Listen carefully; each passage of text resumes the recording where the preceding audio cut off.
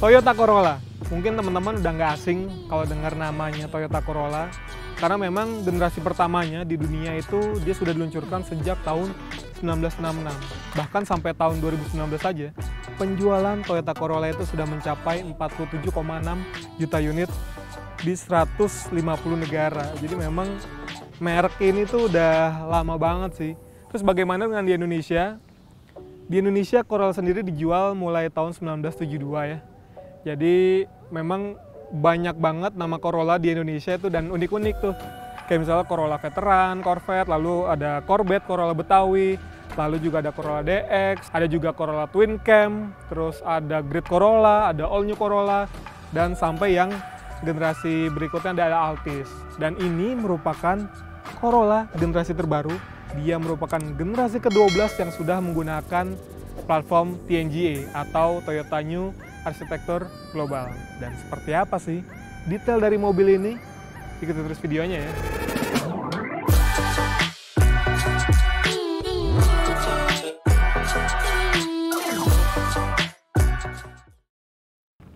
Yang di samping saya ini merupakan Toyota Corolla Altis tipe V ya. Kenapa saya sekarang pilih tipe V? Karena ini juga menjadi salah satu varian yang menyumbang penjualan terbesar. Kalau kita ngelihat dari data Gaikindo, mulai dari September hingga Desember ya 2019, penjualan tipe V itu bahkan bisa sampai 240 unit. Sementara yang tipe G di bawahnya itu hanya 23 unit, dan tipe di atasnya yang hybrid itu sebanyak 38 unit.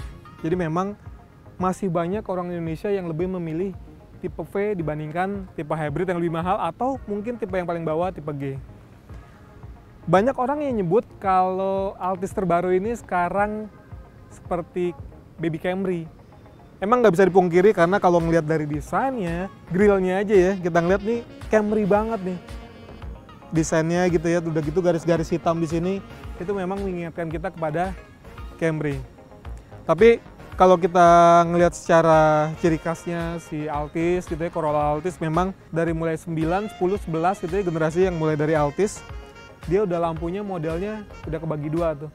Tapi kalau yang di generasi ke-12, karena dia sudah menggunakan LED proyektor, jadi lampu utamanya tetap di sini. Nah di sini lampu sen, tapi emang ada kesan terbagi dua. Lalu ada di bawahnya itu fog lampnya dia udah LED, jadi kalau malam hari itu pencahayaannya sih mantep banget kalau menurut saya. Ada sensor parkir di depan dua, dan menariknya dia modelnya udah mirip seperti mobil-mobil Eropa. Dia yang udah rata sama bumper ya. Jadi kelihatannya lebih simpel. Corolla Altis menggunakan pelek ukuran 17 inci. Dan kalau secara visual memang kita ngeliatnya tipis ya.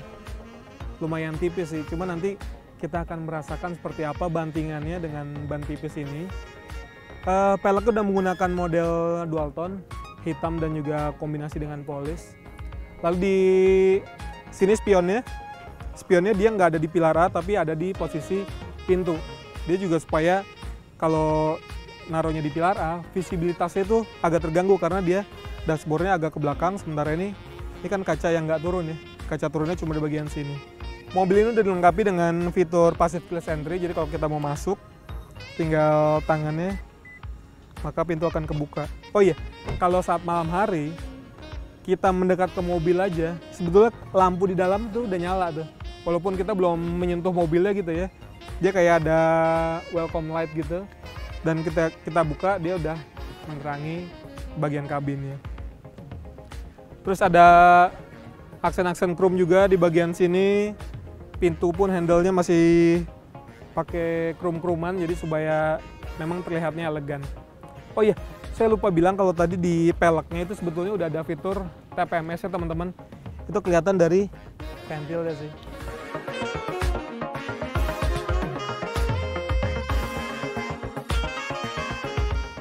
Jujur saya paling suka ngelihat Corolla Altis ini kalau dari belakang. Terutama bagian lampunya, itu emang keren banget sih. Dia udah LED semuanya ya. Ini untuk lampu malamnya dia bentuk L gitu, LED. Lalu juga lampu sen, lampu mundur, semuanya sudah menggunakan LED. Dan karena memang di tipe V ini, kalau dibandingkan dengan yang varian hybrid, itu secara desain dan tampilan hampir nggak ada beda. Cuma bedanya ada di bagian emblem. Kalau di Altis Hybrid, dia ada aksen-aksen birunya di bagian emblemnya. Untuk bukanya jangan sampai salah, biasanya orang di tengah ya, karena di tengah ini adanya kamera mundur, tapi ada di bagian samping sini nih, soft button nih. Tuh, bagasinya lapang banget ya. Kalau teman-teman lihat, ini kalau misalnya kalau mau pergi liburan gitu harus bawa koper besar. Ini sih 2 koper, 3 koper tuh masih bisa masuk sih. Dan di dalam sini ada ban cadangannya. Ukurannya sama persis dengan yang digunakan di mobil. Peleknya pun sama, jadi kalau kita harus ganti, itu nggak ada perbedaan. Asik sih. Oke, sekarang kita lihat ke bagian dalamnya.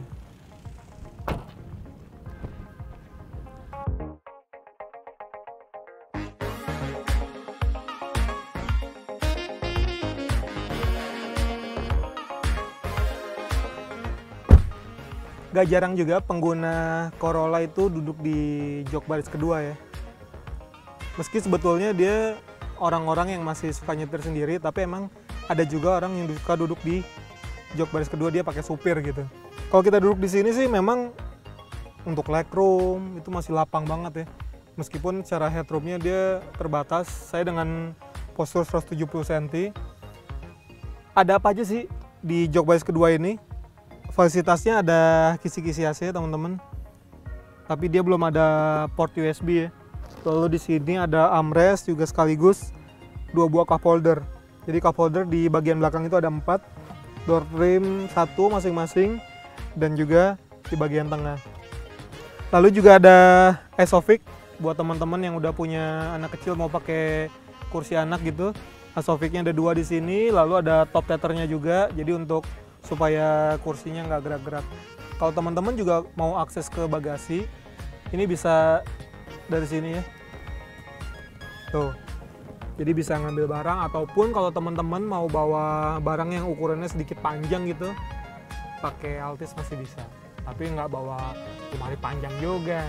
Itu sih sewa mobil box aja ya kan? Oke, sekarang kita lihat ke baris pertama.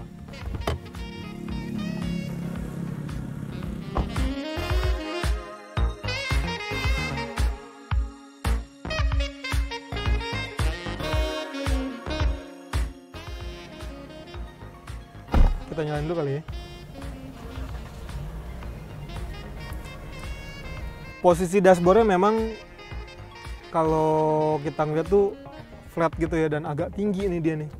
Bahkan kalau kita ngeliat posisi ini agak menjorok gitu ke depan, jadi kesan di bagian apa namanya kabinnya tuh agak sempit sedikit.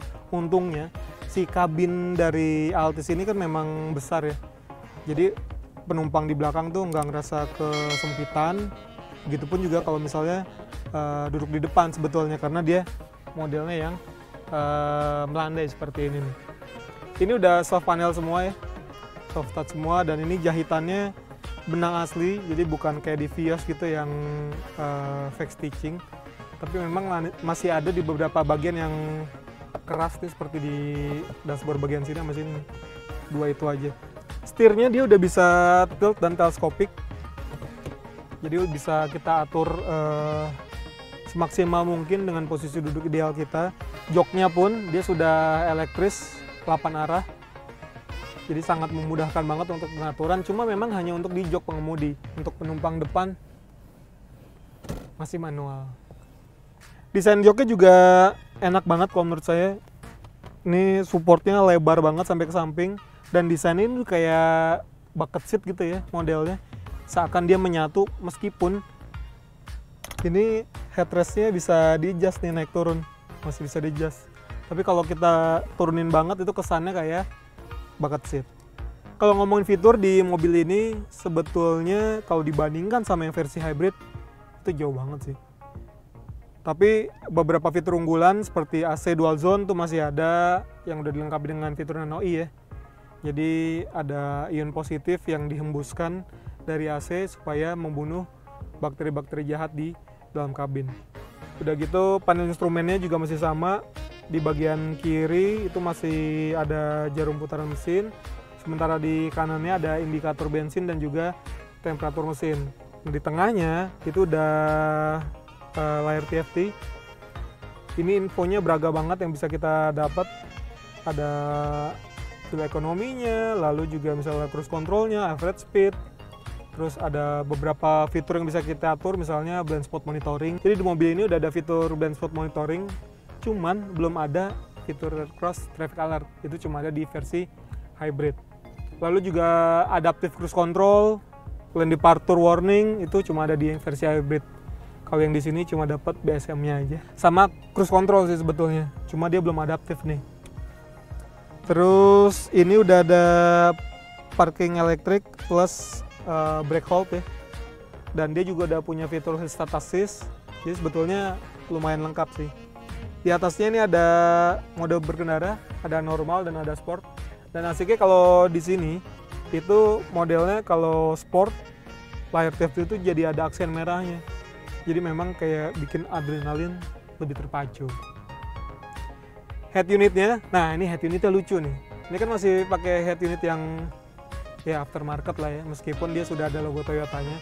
Ini head unit yang juga digunakan di beberapa mobil Toyota seperti Yaris gitu, terus Rush kalau nggak salah, dan beragam mobil Toyota lainnya.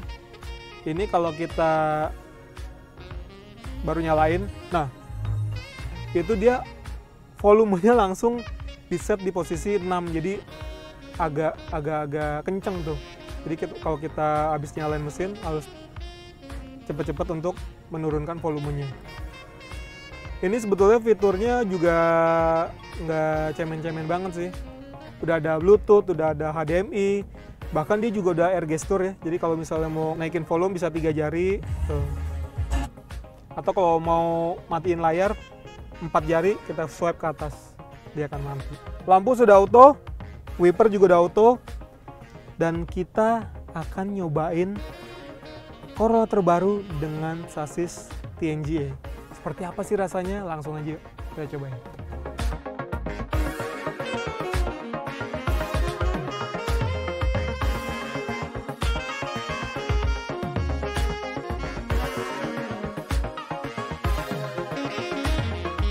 Oke, kita sekarang coba jalan.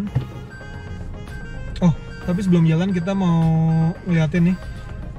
Altis sudah punya kamera mundur, cuman kalau kita ngeliat di layar, ini sepertiga dari layar tuh ada di body nih. Di sini kelihatannya sih plat nomor ya. Sementara 2/3-nya itu baru ke bagian belakang. Tapi memang ini wide banget sih, jadi cembung banget gitu, dan ini lebar banget. Mungkin karena itu juga jadi si platnya ini, plat nomornya keambil juga. Oke, jalan ya. Oh ya teman-teman, kalau bawa Altis jangan lupa untuk kunci pintu, karena ini belum ada fitur auto lock-nya.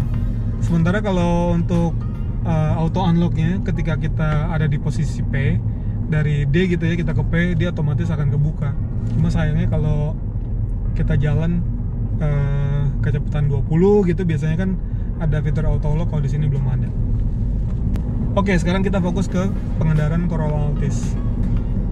Jadi memang di sasis baru ini, platform baru ini, dia sekarang center of gravity-nya itu lebih rendah 20 mm dibandingkan generasi sebelumnya. Dan itu berakibat atau berdampak baik pada handlingnya. Nah sekarang kita bakal coba nih, di depan itu ada belokan ya, kita akan coba untuk manuver. Seasik apa sih mobil ini? Nah kita bakal coba seperti apa handlingnya. Oke, kita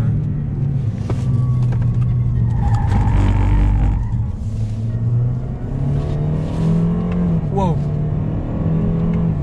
Corolla sekarang udah beda, jauh lebih asik soal handlingnya. Kita coba lagi.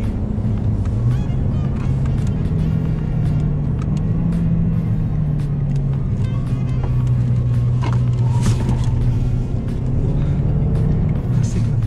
Dia lumayan tajam loh. Tuh ya.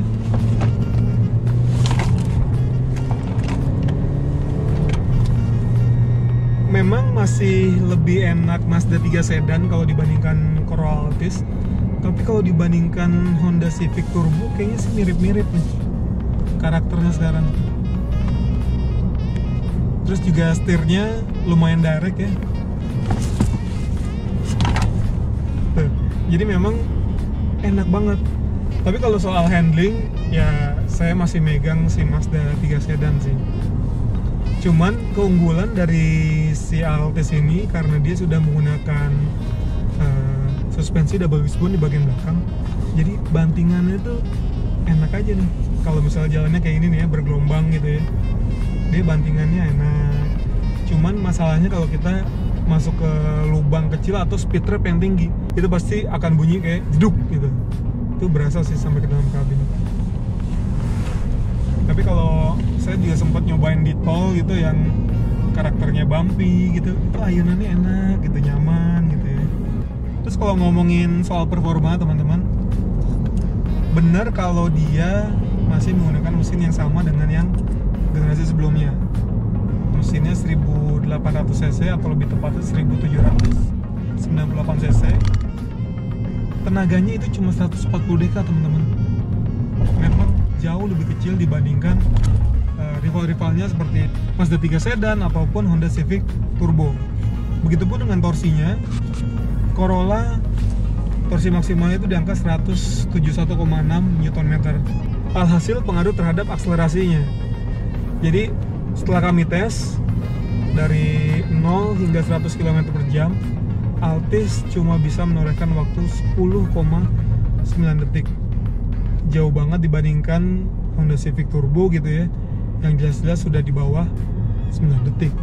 Jadi memang yang paling kenceng sementara ini si Honda Civic Turbo. Tenaga tersebut disalurkan ke roda depan melalui transmisi CVT. Transmisi CVT-nya ini punya 7 percepatan virtual ya. Sebetulnya di CVT tapi ada seperti kecepatannya virtual 7 speed. Dan dia bisa manual di sini atau melalui pedal shift perpindahannya. Jadi lebih enak lah kalau kita mau nyusul kendaraan di depan, nurunin gigi langsung pakai pedal shift, atau kita misalnya mau deselerasi gitu atau mau engine brake, kita bisa manfaatkan pedal shift. Lalu dia juga punya mode berkendara sport ya, kita pindahin. Nah ini otomatis panel instrumennya berubah jadi warna merah supaya emang rasanya atau adrenalinnya tuh lebih terpacu gitu. Lalu bagaimana dengan efisiensi bahan bakarnya? Nah, untuk di rute dalam kota dengan kecepatan rata-rata 22 km per jam, Altis mampu menorehkan angka 14 km per liter.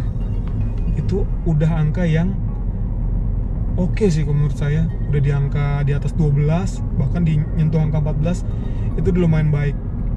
Tapi yang perlu diperhatikan juga itu kecepatan rata-ratanya ya, 22 km per jam. Mungkin teman-teman juga yang udah pernah ngetes, masa sih Altis bisa segitu gitu. Dilihat dulu kecepatan rata-ratanya berapa, karena kita menggunakan data dan pakai alat ya, GPS. Sementara untuk di rute tol dengan kecepatan rata-rata 90 km per jam itu mencatatkan angka 19,6 km per liter. Ini sih satu hal yang bisa dibilang oke sih kalau untuk konsumsi bahan bakarnya. Lalu performa juga ada deselerasi teman-teman, yaitu kemampuan mengerem sebuah mobil dari kecepatan 100 km per jam hingga berhenti total. Si Corolla Altis ini bisa mencatatkan angka 38,5 meter. Karena didukung itu rem cakram di keempat roda, lalu dia punya fitur ABS, EBD, brake assist. Semua teknologi itu ngebantu si Altis bisa berhenti di bawah 40 meter. Lalu juga kalau ngomongin soal kenyamanan, yang seperti tadi saya bilang, kalau mobil ini udah pakai suspensi double wishbone di bagian belakang, jadi memang empuk juga. Lalu secara road noise juga di kecepatan 60 km per jam, catatan kami road noise-nya itu di 60,2 desibel. Jadi memang lumayan kedap lah.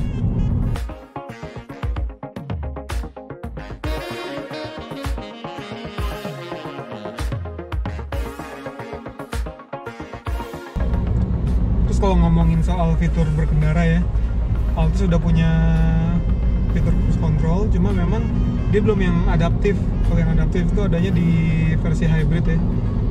Pengaturannya di sisi kanan, jadi kita aktifin dulu yang paling kanan, lalu tinggal kita set kecepatannya berapa. Kalau mau nambah kecepatan, kita tinggal pencet yang atas.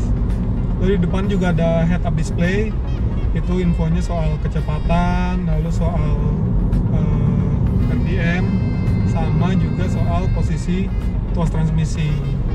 Dan satu lagi yang seperti tadi saya bilang, ada fitur blind spot monitoring. Jadi kalau ada objek di belakang tuh dia akan nyala. Tapi kalau kita send, dia nggak ada bunyi bip bip bip, tapi cuma kedip aja. Kalau di beberapa mobil lain kayak di Mazda gitu ya, kalau kita paksa mau ambil lajur kanan meskipun di belakang ada objek, dia bakal ada indikatornya akan berkedip, ditambah ada bunyi bip bip. Jadi kita lebih aware. Kalau di sini cuma indikator aja yang berkedip.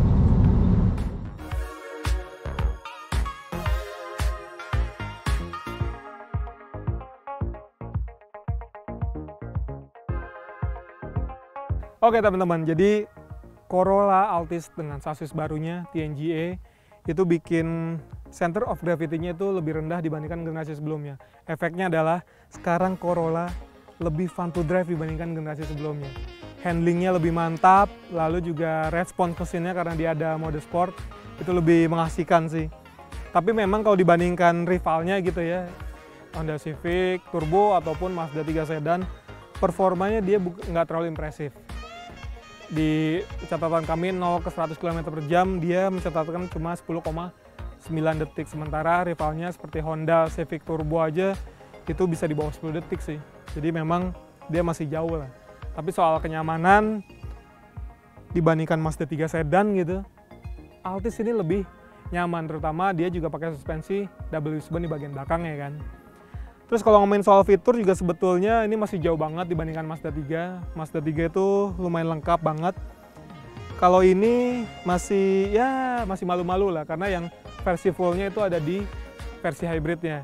Dia cuma kedapatan blind spot monitoring, lalu cruise control, headlamp LED, dan juga TPMS. Tapi untuk yang radar cruise controlnya itu ada di versi hybrid. Nah sekarang ngomongin soal harganya. Kalau dibandingkan rivalnya, memang Altis tipe V ini bisa dibilang yang paling terjangkau nih. Harganya 504,1 juta.